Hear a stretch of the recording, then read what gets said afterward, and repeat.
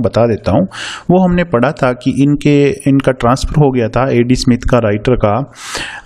हैदराबाद से बेगमपेट में जहाँ पर इनकी पोस्टिंग थी वहाँ से इनका ट्रांसफ़र हो गया था दिल्ली के लिए।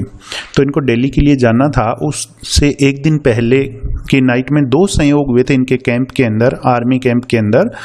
एक पहला जो संयोग हुआ था वो ये हुआ था कि कैनेडियन कैंड बियर जो है, डिब्बाबंद बियर इनके आर्मी के अंदर आई थी, सप्लाई हुई थी। और दूसरा संयोग ये हुआ था कि एक भारतीय दल आया था करतब दिखाने के लिए इनके कैंप के अंदर, और उस दल का नेतृत्व है वो प्रोफेसर राव कर रहे थे। तो हमने पढ़ा था कि ये अच्छी तरह से एंजॉय करने के बाद, बियर जो आई हुई थी पार्टी वगैरह करने के बाद में, ये देखने के लिए गए थे उस दल के जो करतब थे, परफॉर्मेंस थी, वो देखने के लिए ये गए थे। तो ये सोच कर गए थे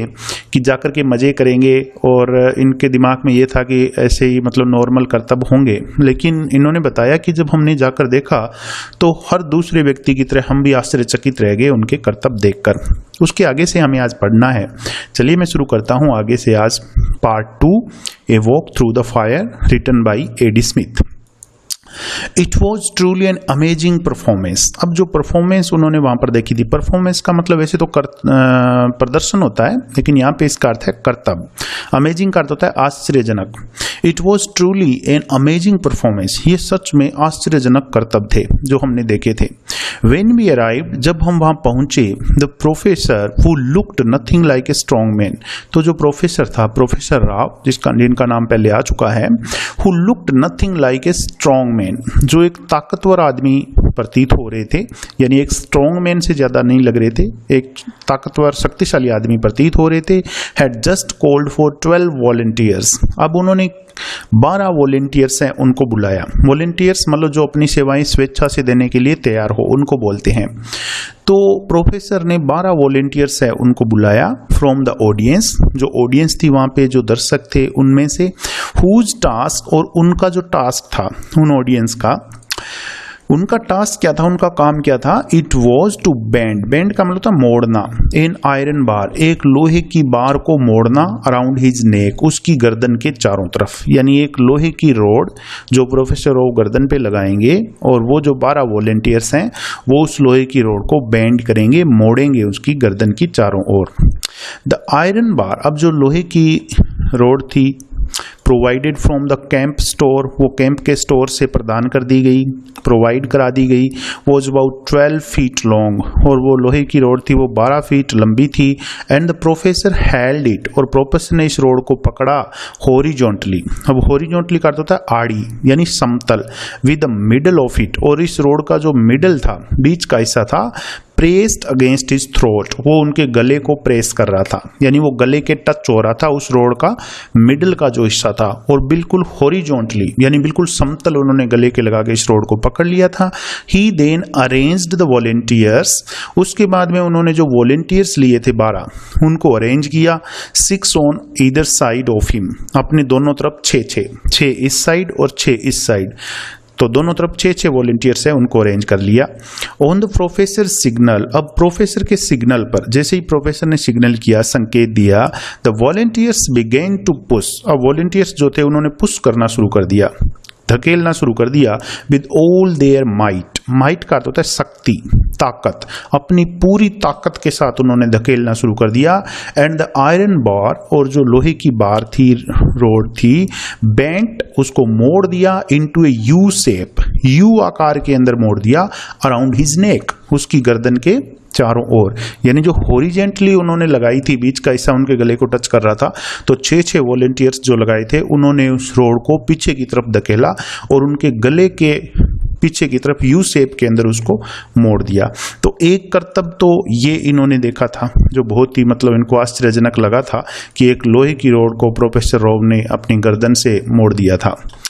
आगे बता रहे हैं, अदर फीट्स फॉलोड, फीट्स करतब को बोलते हैं, दूसरे करतब है वो भी आगे आए, यानी फॉलोड, इसके बाद में और भी करतब हुए। But the professors closing act, closing act मतलब समाप्ति वाला जो कार्य था वो, लेकिन जो प्रोफेसर का अंतिम कार्य था, जो समाप्ति वाला कार्य था, वॉज एन अनफॉरगेटेबल, वो मतलब भूलने योग्य नहीं था, उसको भुलाया नहीं जा सकता, वो अनफॉरगेटेबल था। And before he performed it, और इससे पहले कि वो इस कार्य को परफॉर्म करे, इसका प्रदर्शन करे, द वेलफेयर ऑफिसर, जो कल्याण अधिकारी थे जिन्होंने इस पूरे कर्तव्य का जो आयोजन करने के लिए कहा था, तो जो कल्याण अधिकारी थे, अनाउंस्ड दैट, उन्होंने ये घोषणा की कि ऑन हिज इंसिस्टेंस कहते हैं जोर देना, कि उनके जोर देने पर the professor had signed a document, professor ने एक डॉक्यूमेंट साइन करके दिया टू द इफेक्ट दैट, और उसके अंदर ये लिखा गया कि if anything happen to him, यदि कुछ भी उस प्रोफेसर को हो जाता है, the British army could in no way, तो ब्रिटिश आर्मी जो है could in no way be held responsible, वो रिस्पॉन्सिबल नहीं होगी। तो कोई कर्तव्य दिखाना चाह रहे थे प्रोफेसर जो थे, और क्लोजिंग एक्ट था उनका, वो अंतिम कर्तव्य था, और ये बता रहे हैं एडी स्मिथ कि उसको भुलाया नहीं जा सकता, ऐसा वो कर्तव्य था। लेकिन उस कर्तव्य को करने से पहले जो वेलफेयर ऑफिसर थे उन्होंने जोर दे करके उनसे लिखवाया, एक डॉक्यूमेंट साइन करवाया कि यदि उनको कुछ भी हो जाता है इस कर्तव्य में, उनकी जान चली जाती है, कुछ भी हो जाता है, तो ब्रिटिश आर्मी जो है वो इसके लिए जिम्मेदार नहीं होगी। It was only on these terms, केवल इन्हीं शर्तों पर, that the professor was allowed, professor को अलाउ किया गया, अनुमति दी गई, to perform his closing act, अपना समाप्ति वाला कार्य क्लोजिंग एक्ट परफॉर्म करने के लिए उनको अनुमति इसी शर्त पर मिली कि वो लिख करके दिया उन्होंने, इसलिए। 5 टन आर्मी ट्रक, एक 5 टन वजनी सेना का truck, was then driven into the centre of the circle, driven into the centre, बीच में लाया गया, चला करके एक 5 टन वजनी ट्रक को बीच में लाया गया, ऑफ द सर्कल के बीच में, गोले के बीच में लाया गया, फॉर्म्ड बाय द ऑडियंस, और गोला किससे बनाया गया था, ऑडियंस के द्वारा, जो श्रोता खड़े थे वहां पे, जो दर्शक वहां पे खड़े थे, ऑडियंस जो वहां पे देख रहे थे लोग, तो उन्होंने एक गोला बनाया हुआ था, गोलाकार घेरे में वो खड़े हुए थे, तो उस गोले के बीच में एक 5 टन वजनी सेना का ट्रक है वो लाया गया, which was the only stage. अब वो जो गोला था उसके बीच का जो हिस्सा था वो केवल एकमात्र स्टेज था, द प्रोफेसर यूज्ड, जो प्रोफेसर ने यूज किया था। He lay down under the truck, professor ने क्या किया, ले डाउन, नीचे लेट गए, अंडर द ट्रक के नीचे लेट गए, सो दैट हिज चेस्ट, ताकि उनका जो सीना है, उनकी जो चेस्ट है, was in line with one of the rear wheels, rear कहते हैं पिछला, व्हील मतलब पहिया, ताकि उनकी जो चेस्ट है वो पिछले पहियों में से एक पहिए के सीध में आ जाए, यानी वो ट्रक के नीचे लेट गए और उनकी चेस्ट है वो पिछले पहियों में से एक पहिए के बिल्कुल आगे थी।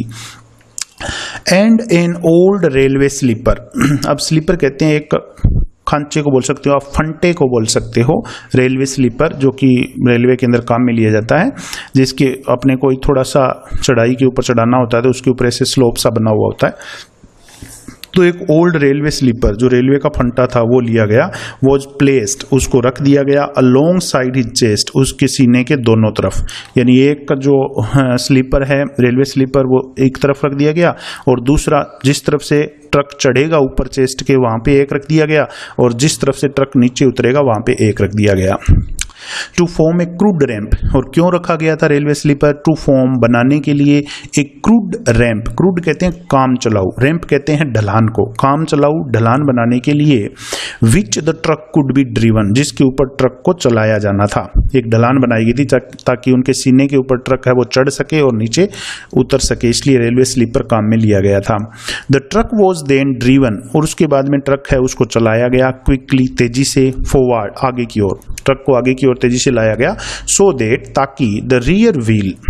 तो पिछला पहिया था, went up the railway sleeper, वो रेलवे स्लीपर के ऊपर से गया, यानी उस फंटे के ऊपर से गया, and across the professor chest, और प्रोफेसर की जो चेस्ट थी, जो सीना था, उसके ऊपर से वो पहिया है वो निकला, एज सिंपल, इतना साधारण, and as crude as that, और इतना आसान ये प्रतीत हो रहा था। The back of the truck, और ट्रक के पीछे के हिस्से में, इंसिडेंटली संयोगवश, कंटेन्ड एज मैनी मैन, उतने आदमी भर गए, as could possibly crowd into it, crowd का मतलब होता है मतलब समा जाना अंदर, तो ट्रक का जो पीछे का हिस्सा था, इंसिडेंटली संयोगवश, कंटेन्ड एज मैनी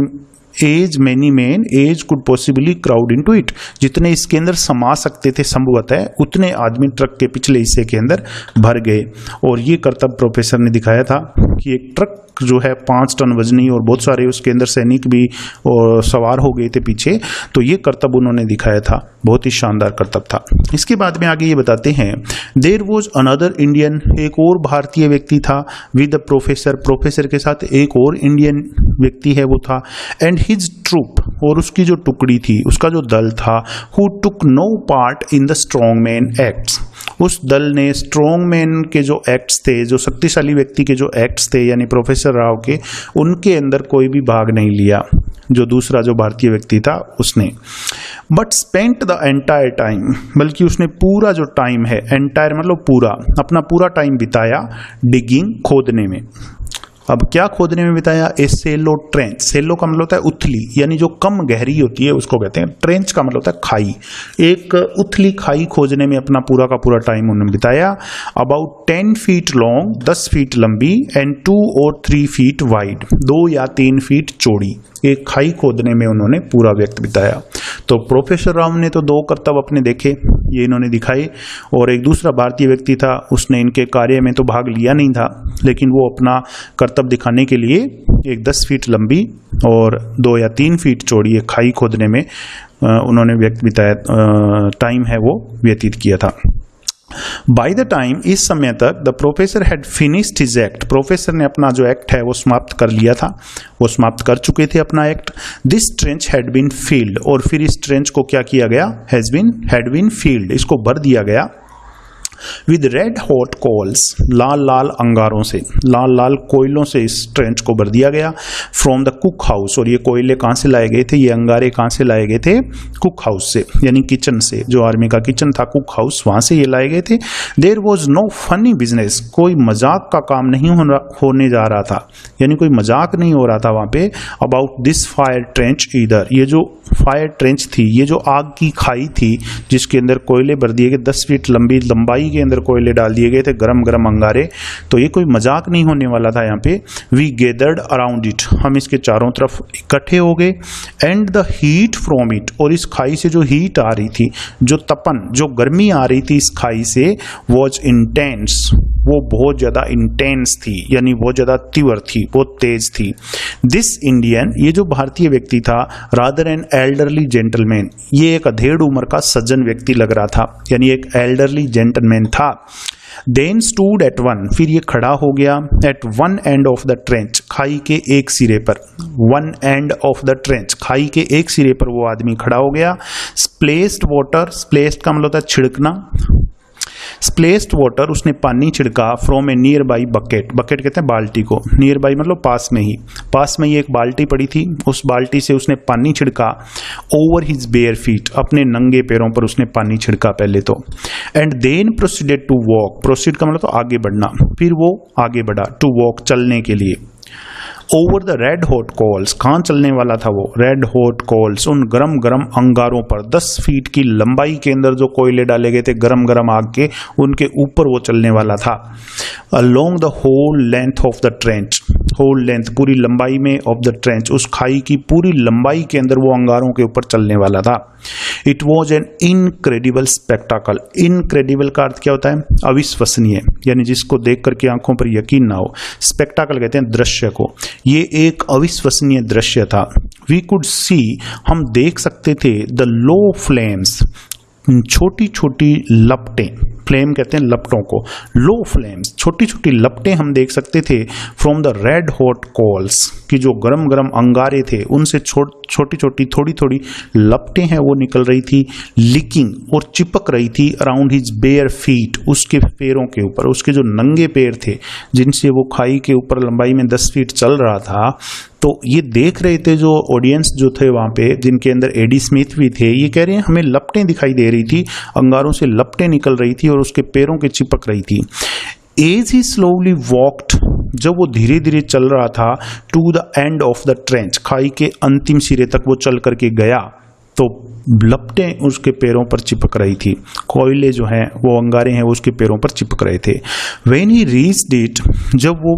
इस पर पहुंच गया, यानी उस खाई के लंबाई के अंदर 10 फीट की लंबाई उसने पार कर ली कोयलों पर चलते चलते, एज इफ नॉट सेटिस्फाइड, जैसे कि वो संतुष्ट नहीं हुआ था, ही टर्न्ड अराउंड, वो घूमा, एंड वॉक्ड बैक, और वापिस चला द सेम वे, उसी रास्ते से।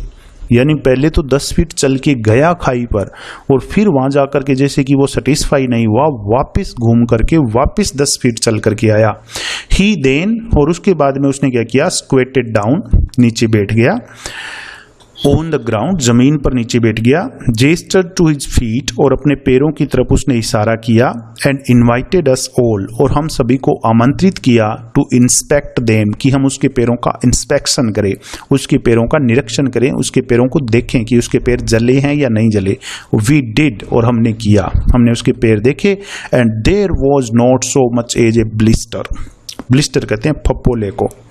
There was not so much as a blister anywhere to be seen, हमें कहीं भी एक फपोला भी दिखाई नहीं दिया, उसके पैरों पर एक भी ब्लिस्टर नहीं था, एक भी फपोला नहीं था। वो 10 फीट चल के गया था कोयलों के ऊपर, गर्म अंगारों पर, और 10 फीट चल के आया था, लेकिन एक भी फपोला उसके पैर पर नहीं था।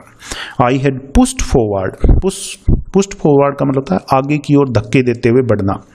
I had pushed forward through the crowd, मैं भीड़ में से धक्के देते हुए आगे की तरफ बढ़ा, to get a closer look, नजदीक से देखने के लिए, at this amazing character's feet, इस आश्चर्यजनक पात्र के पैरों को। यानी जो अमेजिंग कैरेक्टर कहते हैं पात्र को, ये जो पात्र था, ये जो कैरेक्टर था, ये जो आदमी, भारतीय व्यक्ति, इसके पैरों को देखने के लिए, नजदीक से देखने के लिए मैं भीड़ में से धक्के देते हुए आगे बढ़ा। And as I knelt down, और जैसे ही मैं नीचे झुका, बिसाइड हिम, उसके बगल में, आई फेल्ट, मैंने महसूस किया, something thrust into my hand, thrust का मतलब था ठूंस देना, कि कोई चीज जो है वो मेरे हाथ में ठूंस दी गई थी। इट वॉज ए हैंकरचीफ, और ये क्या था, हैंकरचीफ था, ये रुमाल था। एंड इट वॉज देन, और तभी, दैट आई रिकॉग्नाइज्ड हिम, कि मैंने उसे पहचान लिया था कि वो कौन था। अब वो कौन